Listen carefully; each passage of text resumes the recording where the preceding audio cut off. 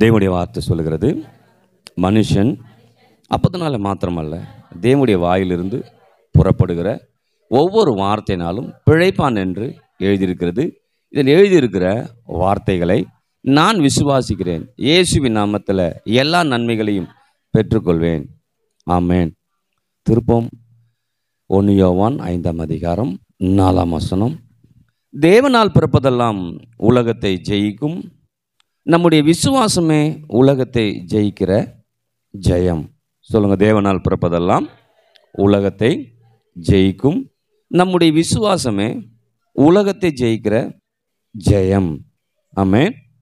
இந்த மாலை வேலையில், அதாவது செவ்வாய்க்கிழமையில் வேதப்பாட வகுப்பில் நீங்கள் ஜெயிப்பீர்கள், ஜெயிக்க பிறந்திருக்கிறேன் அப்படிங்கிற காரியத்தை பற்றி என்ன பண்ணுறோம், பார்க்குறோம். நம்ம ஜெயிக்க முடியுங்கிற நம்பிக்கை எத்தனை பேருக்கு வந்துச்சு? நான் முன்னேறிடுவேன், கர்த்தர் எனக்காக வைத்திருக்கிற ஆசீர்வாதம் நான் பெற்றுக்கொள்ள முடியும். ஹல்லேலூயா. அதுதான் பைபிள் சொல்லுது, அசதியாக ஏறாமல் ஜாக்கிரதை உள்ளவராக இருங்க. அசதியாக இல்லாமல், அதை எப்படி சொல்லலாம், அசதியாக இல்லாமல் அசதி இல்லாமல் இரு அப்படின்னு கூட. நல்ல சுறுசுறுப்பாக இரு, நல்ல முன்னேறுமா, ஏதாவது சொல்லிருக்கலாம் பாருங்க. ஆனால் அங்கே சொல்கிறது அசதியாக ஏறாமல் ஜாக்கிரதையாக இருன்னு சொல்கிறாரு. ஜாக்கிரதையாக இருங்கிறது எதை சொல்லுவோம்? ரொம்ப முக்கியமான ஒரு விஷயம் இல்லையா? ஜாக்கிரதையாக இருங்கிறது ஒரு முக்கியமான விஷயம் இல்லையா? ஊரெல்லாம் ஒரே திருட்டாக இருக்கும், ஜாக்கிரதையாக இரு அப்படின்னா என்ன? களவு நடந்துக்கிட்டு இருக்குது இல்லையா? ஏதோ ஒரு எதிர்பார்த்த சம்பவம் என்ன பண்ணுது, நடக்குது அப்படின்னு சொல்லுவோம் இல்லையா? அப்புறம் யாராவது நம்மகிட்ட கடன் வாங்குறான், அவள்கிட்ட கொஞ்சம் ஜாக்கிரதையாக இரு, அவன் வாங்கும்போது நல்லா பேசுவா, அப்புறம் வாங்கிட்டு கொடுக்க மாட்டான். ஏதோ ஒரு விஷயத்த மையப்படுத்தி ஜாக்கிரதையாருன்னு சொல்லுவோம். அப்போ அசதியாக இருந்தா, வாழ்க்கையில் அசதியாக இருந்துடாத. அதுதான் உலகத்தில் சொல்லுவாங்க பாருங்க, நல்லா படி, முன்னேறு, ரொம்ப சுறுசுறுப்பாக ஒரு முன்னேற்றமாக போ, ஒரு நல்ல வேலை கிடைக்கும் போ, வேலை கிடைச்சிச்சுன்னா அந்த வேலையில் நல்லா செய், ரிட்டையர்ட் ஆன பிறகு நீ ரிலாக்ஸ் ஆகிருன்னு. இப்போ நமக்கு ரிட்டையர்ட் ஆன நமக்கு ரிட்டையர்ட் கிடையாது, எப்பயுமே நம்ம ஓடி தான் ஆகணும். அப்போ எப்பயுமே அசதி இல்லாமல், அதாவது அசதியாக இராமன்னா எப்படின்னா, கேர்லெஸ்ஸாக இருந்துடாத, வாழ்க்கையை குறித்து கேர்லெஸ்ஸாக இருந்துடாத, புரிஞ்சு கொள்ளாமல் இருந்துடாத. நாளைக்கு இந்த நாள் நாளைக்கு என்ன பண்ணாது, கிடைக்காது. இந்த மாதம் நாளைக்கு கிடைக்காது. ஒருவேளை இந்த மாதம் அடுத்த வருஷம் கிடைச்சா கூட 2026 ஆகிடும். அப்போ கேர்லெஸ்ஸாக இல்லாமல் எப்போதும் அலர்ட்டாக நம்ம இருக்க கடவுள் நமக்கு அந்த ஒரு ஆவியை கொடுக்கும் நான் நம்புகிறேன். ஹல்லேலூயா. அப்போ இன்னைக்கு ஜாக்கிரதையாக இருக்குன்னு பைபிள் சொல்லுது அப்படின்னு சொல்லும்போது அதை நம்ம ஏற்றுக்கொள்ளணும். சரி, விஷயத்துக்கு வர. அப்போ நம்ம ஜெயிக்க முடியணும் அப்படின்னு சொல்லும்போது, நான் ஜெயிக்கிறதுக்காக பிறந்திருக்கிறேன் அப்படின்னு தான் வேதம் சொல்லுது. ஆனால் நம்ம யோசிக்கிறோம், ஐயோ ஒன்றும் ஜெயிச்ச மாதிரி தெரியலையே அப்படின்னு நீங்கள் யோசிச்சிங்கன்னா, நாம் வெற்றி நடை போட்டு கொண்டு தான் இருக்கிறோங்க தான் நான் பதிய வைக்கிறேன். முதல்ல நாம் ஜெயிக்கிறது அப்படி சொல்லும்போது எப்போ தெரியும்? அது ஒரு ஓட்டப்பந்தயம் ஓடும்போது, ஒரு 500 மீட்டர் ஓட்டப்பந்தயத்தில் ஓடுறாங்கன்னா அந்த ஓட்டத்தின் முடிவில் தெரியும் இல்லையா? அப்போ நம்ம யோசிச்சு பாருங்கள், நம்முடைய வாழ்க்கையின் முடிவில் பார்க்கும்போது பார்த்தோன்னா இப்படி யோசிக்கலாம் பாருங்க. இந்த வருஷத்துடைய முடிவு பார்க்கும்போது நமக்கு தெரியும் எந்த அளவுக்கு நான் வெற்றி பெற்றுக்கிறேன்னு. அப்போ யோசிச்சு பாருங்க.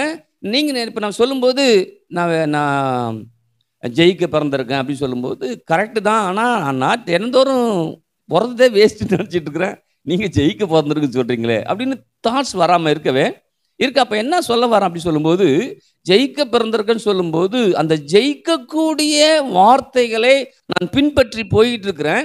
கண்டிப்பாக அது என் வாழ்க்கையில் என்ன பண்ண, ஒரு நாள் வெளிப்பட ஆரம்பிக்கும். அப்போ ஒவ்வொரு நாளும் எனக்கு வெற்றி தான், ஒவ்வொரு நாளும் எனக்கு. அப்போ ஒவ்வொரு நாளும் கர்த்தர் கிருபையை கொடுக்குறார், தயவை கொடுக்குறார், இரக்கத்தை கொடுக்குறார், அவர் அன்பை கொடுத்து நம்மளை நடத்தி கொண்டு என்ன பண்ணுறாரு, வருகிறார். ஆமென். எத்தனை பேர் ஆமென் சொல்கிறது? அப்போ கிறிஸ்துவ வாழ்க்கையில் ஒரு நிரந்தரமான ஒரு வெற்றிக்குள்ளார் நம்மளால் செல்ல முடியும், ஒரு நிரந்தரமான ஆசீர்வாதத்துக்குள்ள செல்ல முடியும்னு பைபிள் சொல்லுது. ஆமென். ஹல்லேலூயா.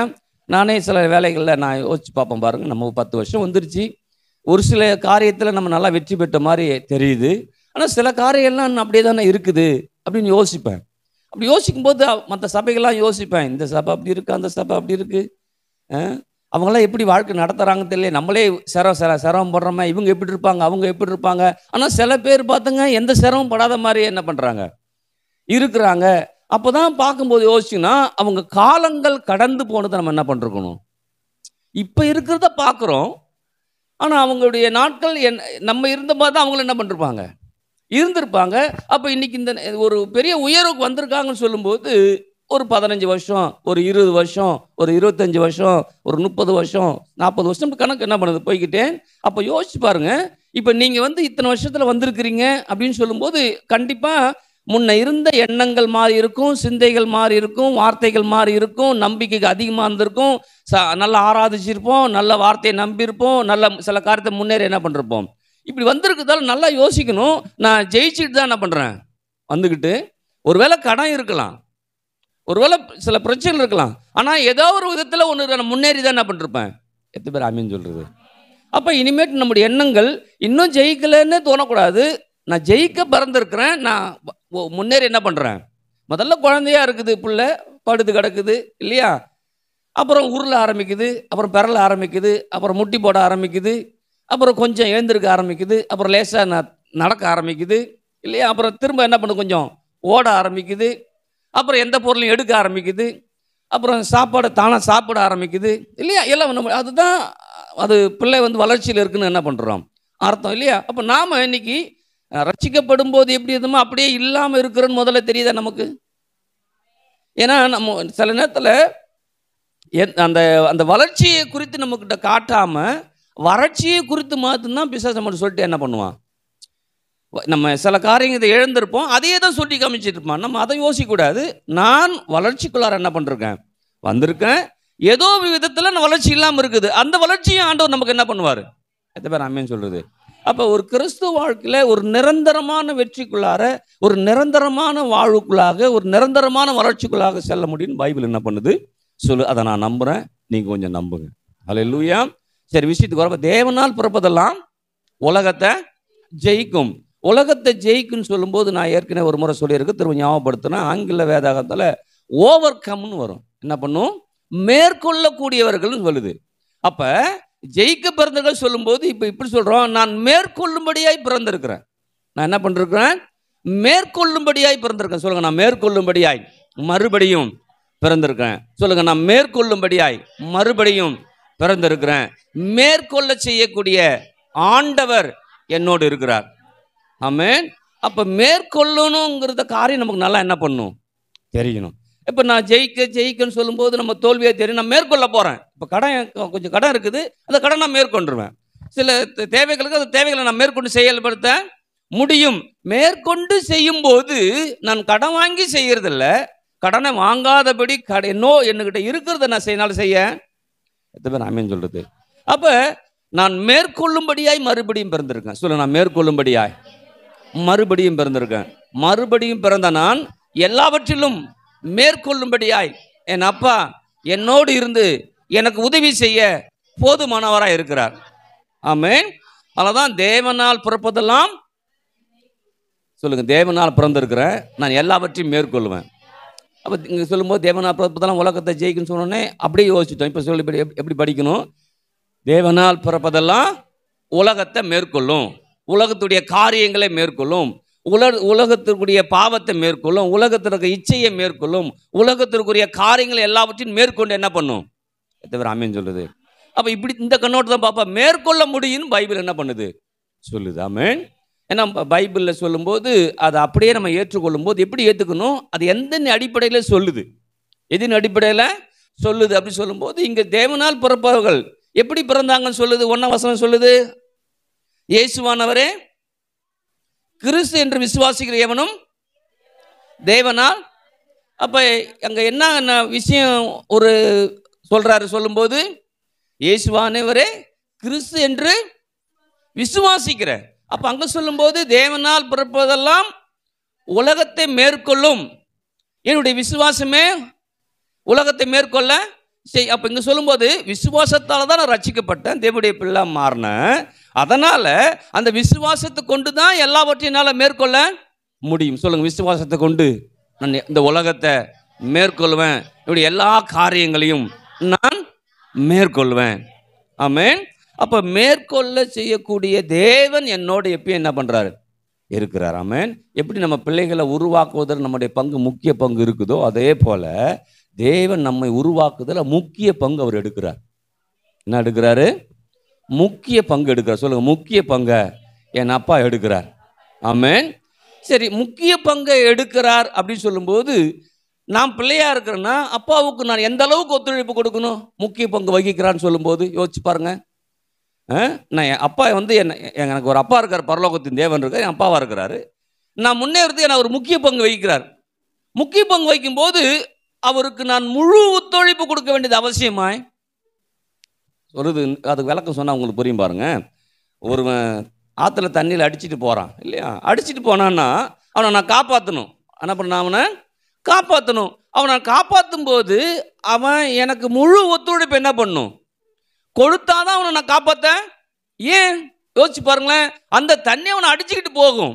அதெல்லாம் மேற்கொண்டு நான் அவனை மேலே இழுக்கணும், மேலே தூக்கணும் அப்படின்னா அவன் எனக்கு ஒத்துழைப்பு கொடுத்தா மாத்திரம்தான் அவனை தூக்க முடியும்.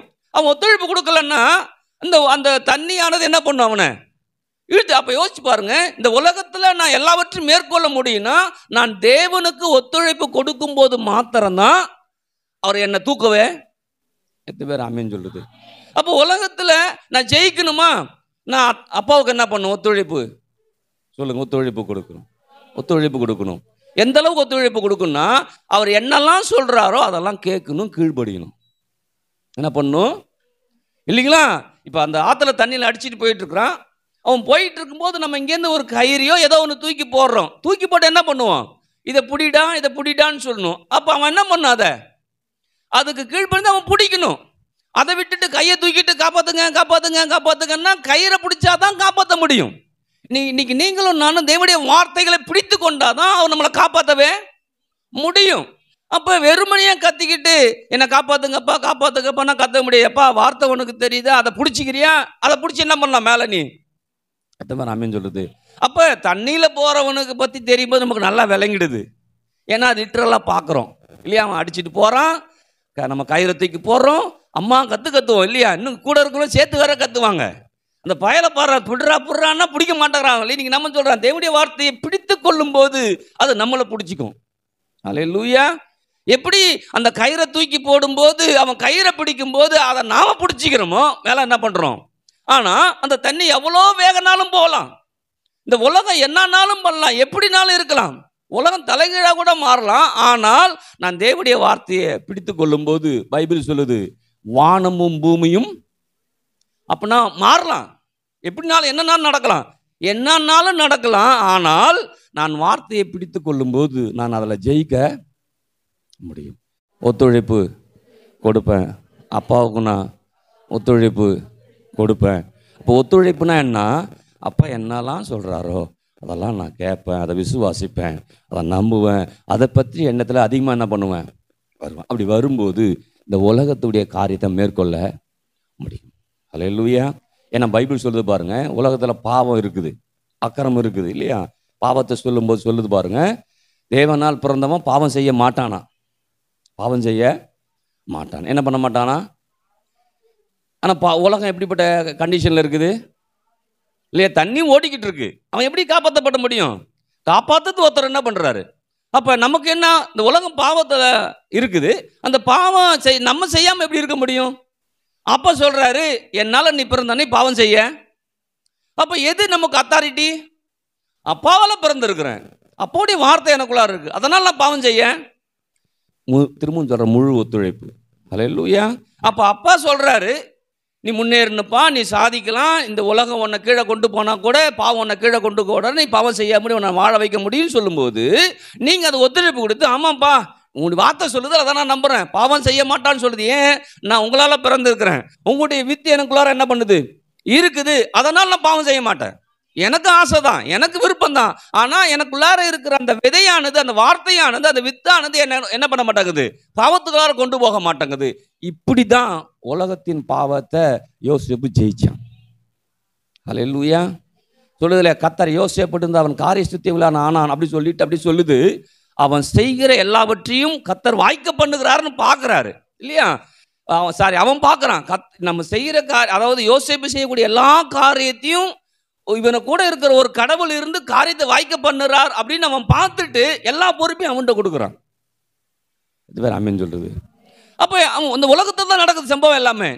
உலகத்தில் நடக்குது, எல்லா பொறுப்பையும் கொடுக்குறான், எல்லா பொறுப்பையும் கையாளுகிறான். அப்படி கையாண்டு செயல்படுத்தும் போது வருகிற அந்த பிரச்சனையின் மத்தியிலையும் அவனை சரியாய் தேவன் கையாண்டுதால தான், தேவனுக்கு அவன் ஒத்துழைப்பு கொடுத்ததால தான். எப்படி ஒத்துழைப்பு கொடுத்தான்? நான் தேவனுக்கு விரோதமா, அதான் தேவனுக்கு ஒத்துழைப்பு கொடுக்கிறது. எத்தனை பேருக்கு புரியுதுன்னு தெரியல. ஹல்லேலூயா. அப்போ நாம நினைக்கிறோம் இந்த உலகம்னா அப்படிதான், எவன் தான் அந்த தப்பு பண்ணல இல்லையா? ஒரு குடும்பத்தை தப்பு பண்ணிட்டா தான் சொல்லி கொடுக்குறாங்க. பரவாயில்ல விட்றா, எவன் தான் தப்பு பண்ணல, ஒன்று வேணா அவனை சரிப்படுத்து பண்ணலாம், ஆனால் அதுதான் சரின்னு சொல்லவே கூடாது. தப்பு தாண்டா செஞ்சுது பிள்ளையா, அதை சொல்லுங்க. அது பிள்ளையா இருந்தாலும் யாராக இருந்தால் தப்புனா தப்பு தான் இல்லையா? எல்லாருக்கும் ஒரு ஒரே தண்டை தான் என்ன பண்ணுது உலகம். அப்போ யோசிச்சு பாருங்க, ஒரு தவறு பண்ணும்போது உலகம் சொல்கிறப்ப நம்ம சொல்லிக் கொடுக்காது, இது தவறு, இதுலேருந்து மனம் திரும்ப அப்படின்னு பைபிள் சொல்லுதுன்னா நான் என்ன பண்ணும்? ஹல்லேலூயா. சொல்லுங்கள், ஒத்துழைப்பு கொடுக்கணும். சொல்லுங்கள், ஒத்துழைப்பு கொடுக்கணும். அப்பாவுக்கு நான் ஒத்துழைப்பு கொடுப்பேன். ஒத்துழைப்பு கொடுக்கும்போது பாவத்திலிருந்து விடுவிப்பார், பாவ சூழ்நிலையிருந்தும் அவர் என்ன பண்ணுவார்? விடுப்பார். நம்ம ஒத்துழைப்பு கொடுக்காதால தான் அந்த சூழ்நிலை நம்மளால் வெளியில் வரவே. இப்போ கடனிலேருந்து வெளில வரணும், எப்படி வர்றது? ஒத்துழைப்பு கொடுக்கணும். எப்படி ஒத்துழைப்பு கொடுக்குது? பைபிள் சொல்லுது, நீ கடன் வாங்க மாட்டேன்னு. நீங்கள் என்ன சொல்கிறீங்க? கடன் வாங்காமல் எப்படி ஆண்டவரை செய்கிறது அப்படின்னு கேட்டோம்னா ஒத்துழைப்பு கொடுக்கலன்னு அர்த்தம். என் நிலைமை அப்படி இருக்கலாம்ப்பா, ஆனால் நான் கடன் வாங்காதபடி என்னை நடத்துகிற ஒரு அப்பா என்ன பண்ணுறாரு? இதுதான் ஒத்துழைப்பு கொடுக்குறது. அப்போ அவருக்கு நான் ஒத்துழைப்பு கொடுக்கும்போது பாவமும் செய்ய முடியாது, கடன்லேருந்து வெளியில் கடன்லேருந்து வெளில வந்துடலாம், நோயிலிருந்தும் ஏன் எப்படி வெளில வரலாம்? அவர் சொல்கிறாரு, இயேசுவின் தழும்புகளால் நீ குணமான, அது சொல்லும்போது குணமானீர்கள் அப்படின்னு சொல்கிறாரு. எப்படி சொல்கிறாரு? அப்போ குணமானீர்கள்னா எப்படி? ஏற்கனவே நீ குணம் ஆயிட்ட, ஆனால் நீ நோயில் இருக்கிற. இன்னைக்கு விசுவாசினா இன்னைக்கு நீ குணமடைய வாய்ப்பு 100% என்ன பண்ணுது? அப்போ 100% நம்மக்கிட்ட இருக்குது சுகமாகறதில்ல, அதாவது குணத்தை பெற்றுக்கொள்ளுதல். எத்தனை அம்மன் சொல்லுது? அப்போ இந்த உலகத்தில் இருக்கிற பாவமோ சாபமோ நோயோ தரித்திரமோ வறுமையோ என்ன ஒன்றும் சொல்லுங்க, என்ன ஒன்றும் செய்யாது. சொல்லுங்க, பாவமோ சாபமோ நோயோ தரித்திரமோ வறுமையோ என்ன ஒன்றும் செய்யாது. நான் தேவனுடைய பிள்ளையா இருக்கிறேன், நான் அவரால் பிறந்திருக்கிறேன், இந்த உலகத்தை நான் மேற்கொள்ளுவேன், உலகத்தின் காரியத்தில் நான் மேற்கொள்ளுவேன். அதற்குரிய விசுவாச வார்த்தைகளை அப்பா எனக்கு கொடுக்கிறார், விசுவாசத்தை கொண்டு எல்லாவற்றையும் மேற்கொள்ளுவேன். எத்தனை பேர் ஆமென் சொல்லுது? அதான் போன வாரம் சொல்லும்போது சொன்னேன், இந்த மலையை பார்த்து சொல்லும்போது என்ன பண்ணோம்? இந்த மலையை பார்த்து, ஹல்லேலூயா, ஒரு வீடியோ கிளிப் பார்த்தோம் பாருங்க. அதில் அப்படியே இயேசு கிறிஸ்து நிற்கிற மாதிரி எல்லாம் உட்காந்துருக்கணும், மலையை காமிக்கிற மாதிரி காமிக்கிறாங்க. ஒரு மலையை பாரு, எல்லாம் அந்த மலையை பார்க்குறாங்க. இதை பாரு, இப்போ என்ன பண்ண போகுது? போகுது அப்படிங்கிறாரு. அப்போ எல்லாரும் ஒரு பெரிய ஆச்சரியம், என்னடா அது ஒரு மலையை பார்த்து போகுமா அப்படின்னு பார்க்குற மாதிரி. இப்போலாம் வேறு மாதிரி அது அவர் இங்கிலீஷில் வந்து அந்த வசனத்துக்கு வருது. அப்போ யோசிச்சு பாருங்க, இந்த மலையை பார்த்து போகுமா அப்படின்னு சொன்ன உலகம் என்ன சொல்லும்? முட்டாளே அறிவு கட்டவனே, உனக்கு எங்காவது அறிவு இருக்குதாடா அப்படிதான் சொல்லும். ஆனால் இங்கே அப்பா சொல்கிறாரு போவோம். அப்போ அப்பா சொல்கிறத கேட்குறீங்களா, உலகம் சொல்கிறத கேட்குறீங்களா? நம்ம உலகத்தை எப்படி மேற்கொள்ளும் தெரியாமல் இருக்கும். உலகம் ஒன்று பேசிகிட்டு இருக்கும், அதை பேசாதபடி அப்பா என்ன சொல்கிறா அதை பேசுவேன். அதான் ஒத்துழைப்பு கொடுக்குறது. ஹல்லேலூயா. ஈஸியாக வெற்றி பெறுவது. ஹல்லேலூயா. அப்போ இந்த மாலை வேளையில் அப்பாவுக்கு நான் ஒத்துழைப்பு கொடுக்குறேன், இந்த உலகத்தின் காரியம் என்னை கீழே இழுக்கவே இழுக்காது. ஹல்லேலூயா. நான் மேலே வந்தே தீருவேன். சொல்லுங்கள், நான் மேலே வந்தே தீருவேன். அப்பா என்னோடு இருக்கிறார், விசுவாசத்தை கொடுத்திருக்கிறார். அந்த விசுவாசத்தின் மூலமாக நான் எல்லாவற்றையும் மேற்கொள்ளுவேன். ஆமென். அப்போ மேற்கொள்ளக்கூடிய அந்த காரியத்தை கத்த நமக்கு அப்பா நமக்கு என்ன பண்ணுறாரு? அதை தான் சொல்லுது 2 Corinthians 2:14, கிறிஸ்துவுக்குள் எப்பொழுதும் எங்களை வெற்றி சிறக்க பண்ணி. எப்படி சொல்லுது? கிறிஸ்துவுக்குள் எங்களை எப்பொழுதும் வெற்றி சிறக்க பண்ணி. எப்போதுன்னா 24 மணி நேரமும் ஒவ்வொரு காரியத்திலையும், ஒவ்வொரு செயலையும், ஒவ்வொரு நெருக்கத்திலையும், ஒவ்வொரு பிரச்சனையிலையும் எனக்கு வெற்றி சிறக்க பண்ணக்கூடிய அப்பா எனக்கு என்ன பண்ணுறாரு? அப்போ கிறிஸ்துவுக்குள் நான் இருக்கிறேன்னா எனக்கு வெற்றி தான். நான் கிறிஸ்துவுக்குள்ள இருக்கிறேன், நான் வெற்றி அடைவேன், நான் எல்லாவற்றையும் மேற்கொள்வேன். அப்போ இங்கே சொல்கிறார் பாருங்க, கிறிஸ்துவுக்குள் எப்பொழுதும் எப்போதுன்னா இன்னைக்கு இருக்கலாம், நாளைக்கு இருக்கலாம், நைட் இருக்கலாம், சாயந்தரம் இருக்கலாம், எப்பொழுதும் 24 மணி நேரமும் என்னை வெற்றி சிறக்க பண்ணுகிற அப்பாவை என்ன பண்ணுறாரு? அப்போ அவருடைய நினைவுகள் எப்படி தான் இருக்குது? எல்லா விதத்திலும் நான் வெற்றி அடையன்னு இருக்குது. சொல்லுங்க, ஆவியில், ஆத்மாவில், சரீரத்தில், கையின் பிரயாசத்தில், எல்லாவற்றிலும் வெற்றி சிறக்க பண்ணுகிற அப்பா என்னோடு இருக்கிறார். அப்பா என்னோடு இருக்கிறார். ஆமென். அப்போ இன்னைக்கு நீங்களும் நானும் எல்லாவற்றிலும் வெற்றி சிறக்க பண்ண இப்படி வெற்றி அடைய முடியும். சொல்லுங்க, நான் எல்லாவற்றிலும் வெற்றி அடைவேன். இந்த உலகத்தினுடைய எல்லா காரியத்தையும் நான் மேற்கொள்ளுவேன். ஆமென். எல்லாரும் உலகத்தின் காரியம் சொன்னவொடனே எல்லாம் பாவத்தை மாத்திரம் தான் சொல்லிக்கிறாங்க, மற்றதெல்லாம் யோசிக்கலை. ஆனால் நான் சொல்கிறேன், பாவமும் மேற்கொள்ள முடியும், வறுமையையும் மேற்கொள்ள முடியும், சாபமும் இல்லாமல் வாழ முடியும். ஆமென். அப்போ இந்த உலகத்தில் எது எதெல்லாம் நம்மளை கீழே கொண்டு வருகிறதோ அதில் எல்லா காரியத்திலும் நம்மளை மேற்கொள்ள அப்பா போதுமானவராய், சொல்லுங்க, அப்பா போதுமானவராய் இருக்கிறார். போதுமானதற்கும் அதிகமான தேவனாய் இருக்கிறார். ஆமென். இதுக்கு முன்னாடி இன்னொரு சொன்னேன், ஞாபகம் இருக்குதான்னு தெரியல. அந்த வசனத்தை படிப்போம். எபேசியர் 6ஆம் அதிகாரம் 12ஆம் வசனம்.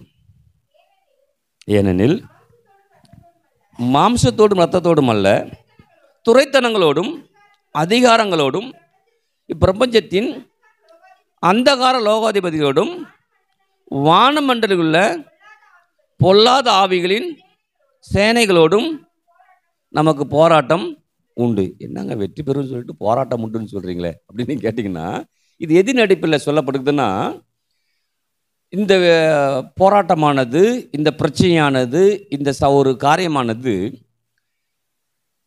ஆவிக்குரிய நிலையில், அதாவது பிசாசு கண்ணுக்கு தெரிஞ்சால் என்ன பண்ணுறோம், நம்ம அவனை ஒரே அடி போட்டு சொல்லுவாங்களே, புடர்களே தட்டி வெளில ஓடுறான்ருவான். அவனை தட்டவும் முடியல, அவன் அடிக்கவும் முடியல.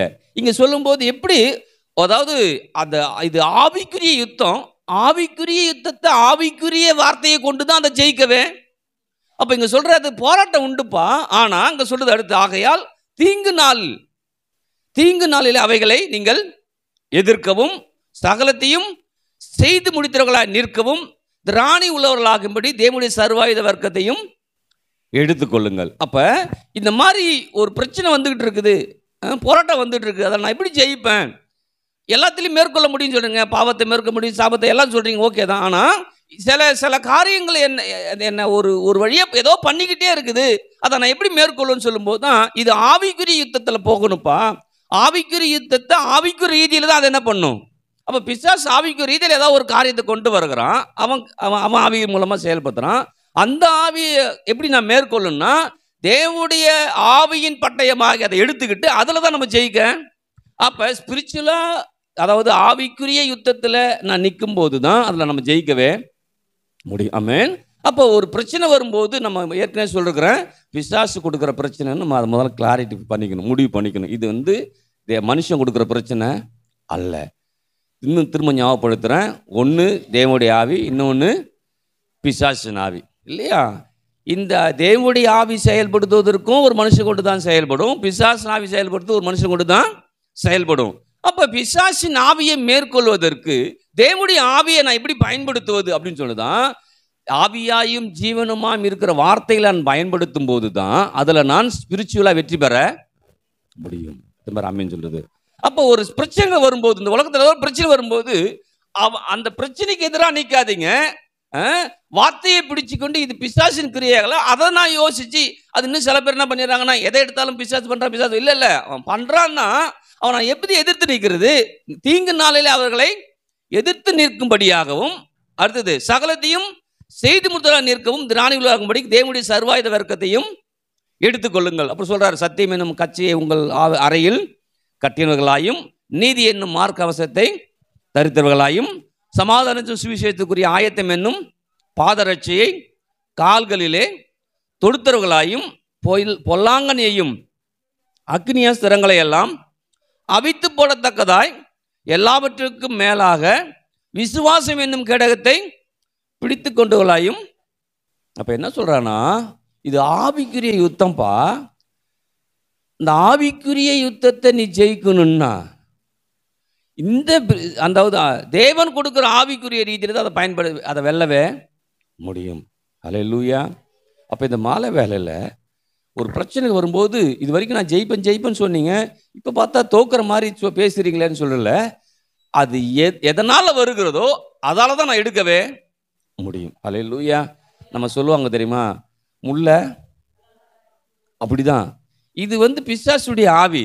அந்த ஆவியை நான் எப்படி அதை எப்படி விரட்டுறது அப்படின்னா, தேவனுடைய ஆவிக்குரிய காரியத்தில் நான் முன்னேறும் போது அதை நான் விரட்ட முடியும். ஆமென்.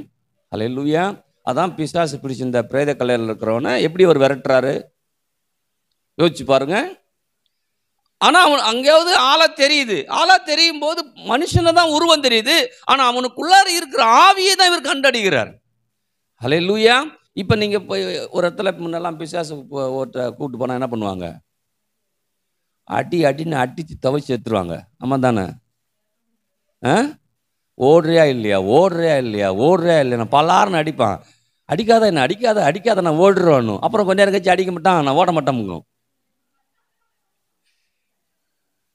அடிக்கும்போது ஓடுறோம்மா, அப்புறம் அடிக்காம விட்டுட்டு பார்த்தோன்னா நான் ஓட மாட்டேன் போ அப்படிமா.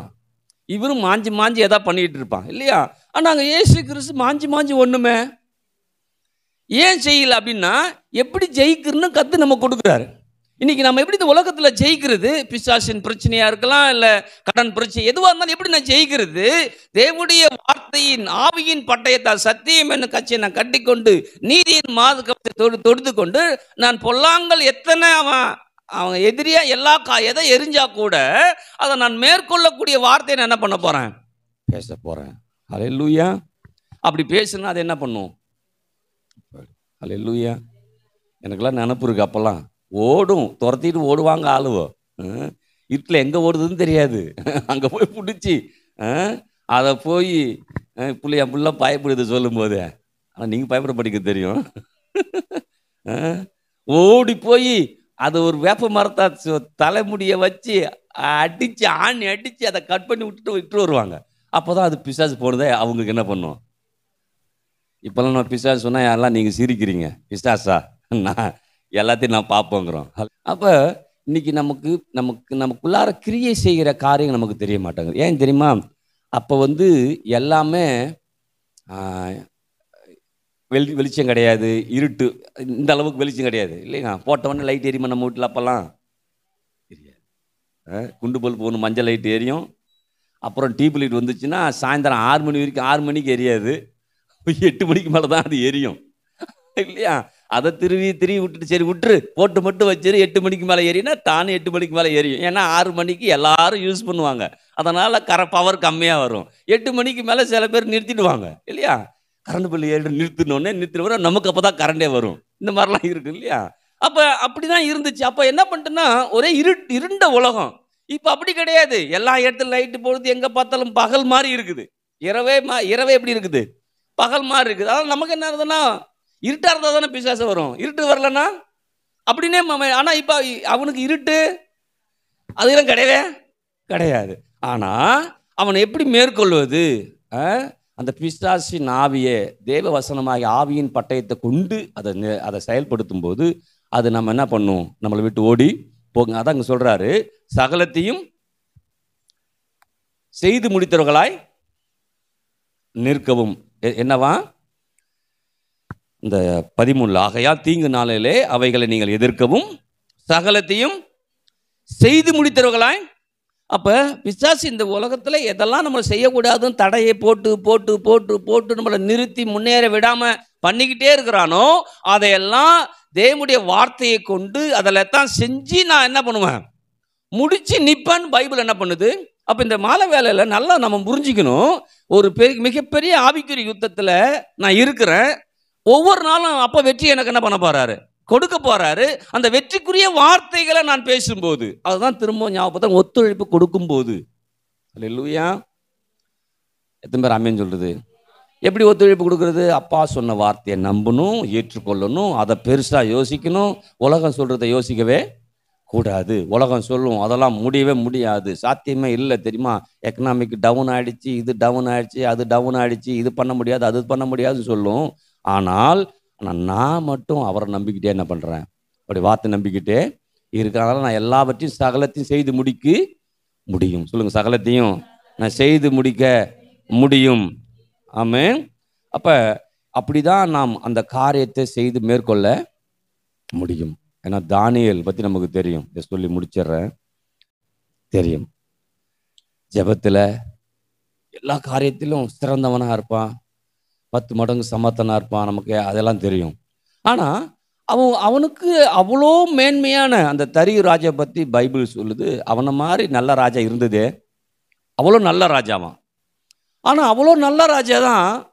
ஆனா அந்த நல்ல ராஜா இருக்கும்போது நல்லவனுக்கு பிரச்சனை என்ன பண்ணுது, வருது. அப்ப என்ன பிரச்சனை வருது, அவன் எதிராளி என்ன பண்றான், சூழ்ச்சி செய்கிறான். சூழ்ச்சி செஞ்சு இவன் இவனை வணங்குற மாதிரி ஒரு காரியத்தை பண்ணி அதுக்குரிய எல்லா டாக்குமெண்ட்ஸும் ரெடி பண்ணி கையெழுத்து போட வச்சு பிரகடனப்படுத்திடுறான் இல்லையா. இதை அதாவது இந்த சிலையை அவன் வணங்கலையோ அவங்கெல்லாம் என்ன பண்ணும், சிங்க கபில தூக்கி போடணும். போட்ட உடனே ராஜாவுக்கே ஒரு மாதிரியா இப்படிப்பட்ட சூழ்ச்சி வரும்னு அவனுக்கும் தெரியல. தெரியாம இருக்கும்போது சூழ்ச்சி வந்துடுது. ஆனா எவ்வளவு சூழ்ச்சி வந்தாலும் ஆனா தானியேல் எப்படி அதில் ஜெயிக்கிறாரு, உடனே போய் அந்த சூழ்ச்சிக்கு தக்கவாறு காரியத்தை செய்யல. நம்மளாம் சில நேரத்தில் அந்த வேலைக்கு தகுந்த மாதிரி ஏதாவது செஞ்சுட்டு வெளில வரோம். இல்லை, ஒரு நிரந்தரமான தீர்வு எனக்கு எப்படி கிடைக்கும். தானியேல் வெயிட் பண்ணுறார். என்ன பண்ணுறாரு தானியேல், என்ன வெயிட் பண்ணுறாரு, தேவனுடைய சமூகத்தில் எப்போதும் போல அவர் ஜெபம் பண்ண போறாரு. அவர் காரியத்தை என்ன பண்ணுறாரு, செய்து கொண்டே இருக்கிறார். அப்போதான் இவங்க அந்த சூழ்ச்சி பண்ணுறோம் பார்க்குறான். சூழ்ச்சி பண்ணுறோம் பார்க்கும்போது என்ன பண்ணுது, கரெக்டாக மாட்டிடுறாரு இல்லையா. கொண்டு போய் தரு ராஜரை விட்டுடுறாங்க. எல்லாம் முடிஞ்சு எங்கே கொண்டு போடணும், சிங்க கபில கொண்டு போடணும். ஏன் இது ஆவிக்குரிய யுத்தம்னு சொல்ல வரேன்னா, ஒவ்வொரு நாளும் வழக்கம் போல அவர் ஜெபிக்கும்போது ஆவிக்குரிய அனுபவத்துக்குள்ளார வர்றாரு. தேவனோடு அவர் சம்பாஷிக்கிறாரு. தேவனுடைய வல்லமையில விளங்க ஆரம்பிக்கிறாரு. தேவனுடைய காரியத்தில் அவர் வெளிப்பட ஆரம்பிக்கிறார். இப்படி வெளிப்பட அதில் வெளிப்பட அதற்கு எதிராக ஒரு காரியம் நடந்துக்கிட்டு தான் இருக்குது. நீங்க நினைக்கலாம் இவர் நல்லவர் தானே, ராஜாவும் நல்லவர் தானே, ஆனா ஏன் இப்படி நடக்குது, ஏன்னா உலகம் சூழ்ச்சிக்குள்ளார ஏதாவது ஒன்று செஞ்சுக்கிட்டு தான், நான் சொல்றேன், அது ஒரு ஸ்பிரிட் வேலை செஞ்சுக்கிட்டு தான் இருக்குது. ஏன் இவன் சிறையிருப்புக்குள்ளார வந்தவர் தானியேல். இவர் ஒன்றும் அந்த தேசத்துக்காரரு இல்லை, அந்த வெளி தேசத்துல இங்க ஒரு மிகப்பெரிய உயர் பதவிக்கு போகும்போது எல்லாருக்கும் அந்த பிரச்சனை என்ன பண்ணும், அப்படிதான் ஒரு பிரச்சனை வருகிறது. அந்த பிரச்சனை நிமித்தம் தான் இந்த மாதிரி வருகிறது. அப்படி வரும்போது தான் கொண்டு போய் என்ன பண்ண சொல்றாங்க, சிங்க கபில போட்டுடணும் இல்லையா. ஆனால் போட்டுடுறாங்க. போடும்போது அதில் நிறையா ஒரு 6ஆம் அதிகாரத்தை படிச்சுமா அதை பற்றி நிறைய விஷயம் சொல்லுது. போட்டுடுறாங்க. போட்டுட்டு இவருக்கு தூக்கம், ராஜாவுக்கு தூக்கம் வர மாட்டேங்குது. விடிஞ்சு போறாரு. விடிஞ்சு போயிட்டு என்ன பண்றாரு, அங்க 9 தானியேலே அனிதினம் உன்னை ஆராதி தேவனை தப்பு வைக்க வல்லவரா இருந்தாரா அப்படின்னு சொல்லி போறாரு. பார்க்குறாரு, எல்லாம் ஓகே இல்லையா. இப்படி எப்படி சொல்ல வரேன்னா, வழக்கம் போல அவர் ஜெபிக்கிறாரு, ஆவிக்குள்ளார அவர் ஆகிறாரு. அப்படி ஆகி போகும்போது வழக்கத்துக்கு மாறா ஒரு பிரச்சனை வருது. அந்த பிரச்சனை மத்தியில் உள்ள போட்டுடுறாங்க.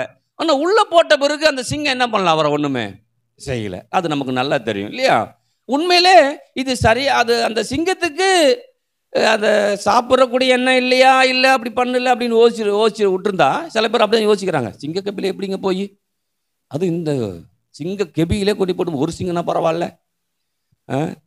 நம்ம சில இதெல்லாம் பார்க்குறோங்களே, சிங்கம் கடிக்க வந்துச்சுன்னா என்ன பண்ணணுமா, நம்ம போய் செத்த மாதிரி படுத்துக்கணுமா, படுத்துக்கிட்டா விட்டுட்டு போயிடும் அப்படிலாம் சொல்கிறாங்க கதை. அதுக்கு தெரியும் உசோடு இருக்கிறோமா செத்துட்டோமான்னு இல்லையா, அப்படிதான் காமிக்கிறாங்க. மூக்க பார்க்கும் விட்டுட்டு போயிடும் அப்படின்னு.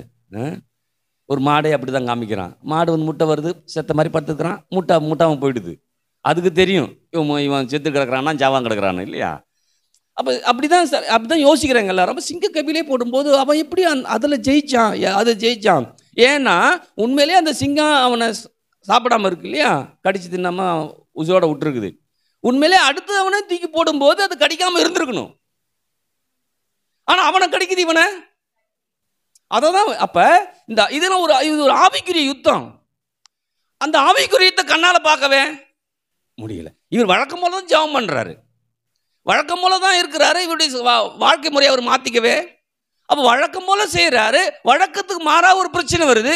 வழக்கத்துக்கு மாறா ஒரு பிரச்சனை வரும்போதும் வழக்கம் போல செஞ்சதாலதான் வழக்கத்துக்கு மாறா வந்த பிரச்சனை அவர் ஒன்றும் பண்ணல. ஹல்லேலூயா. அந்த யுத்தத்தில் அவர் என்ன பண்றாரு, அப்ப பிசாசுடைய தந்திரம் என்ன? எப்படியாவது அவரை கொன்னுடணும், எப்படியாவது அழிச்சிடணும், எப்படியாவது இவனை அந்த பதவியிலேருந்து என்ன பண்ணும், நீக்கணும், ஆளே இல்லாம ஆக்கினா. அதான் இங்க சொல்லுது, இங்க சொல்லும்போது சொல்லலையா, தீங்கு நாளிலே